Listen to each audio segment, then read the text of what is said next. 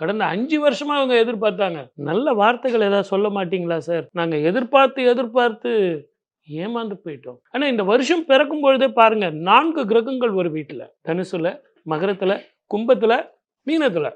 சனி செவ்வாய் சேரும் காலத்துல பயணத்துல மிக கவனமாக இருக்கணும். நீரினாலும் நெருப்பினாலும் எலக்ட்ரிசிட்டினாலும் உங்களுக்கு பிரச்சனைகள் வரும். இரவு பயணத்தை தவிர்ப்பது நல்லது. பணம் எடுத்து பொட்டியில வைங்கன்னு நான் சொல்லணுமா? அதை நீங்களே செய்வீங்க. ப்ரமோஷன் வந்தா மேனேஜருக்கு குட் மார்னிங் அடிக்காம இருக்க போறீங்க? இல்ல நல்ல வருமானம் வந்ததுன்னா உங்க பார்ட்னர் கிட்ட சொல்லாம இருக்க போறீங்க? 7ஆம் இடத்தில் 4 கிரகங்கள் சூரியன், செவ்வாய், புதன், சுக்கிரன். ஆகவே பார்ட்னர்ஷிப்னா வெறும் பிசினஸ் பார்ட்னர் மட்டும் கிடையாது. மனைவி கூட ஒரு பார்ட்னர். 6ஆம் இடத்துல 4 கிரகம் சூரியன் 7ஆம் இடத்துலயும் இருக்கு.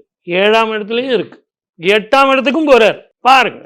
ஏன்னா என்னுடைய கணக்கு தப்பாது. ஆக 6ஆம் இடம், 7ஆம் இடம், 8ஆம் இடம். 9ஆம் இடம் அதிசாரமாக இருந்து பார்க்க போகிறார். உச்சம் பெற்று பார்க்க போகிறார். ஆகவே இதையெல்லாம் கணக்கு பண்ணி நீங்க கடகத்துக்கு பாருங்க. எல்லாமே கிடைக்கும். ஆனா நான் சொல்ல வந்தது வெறும் பணம் மட்டுமல்ல.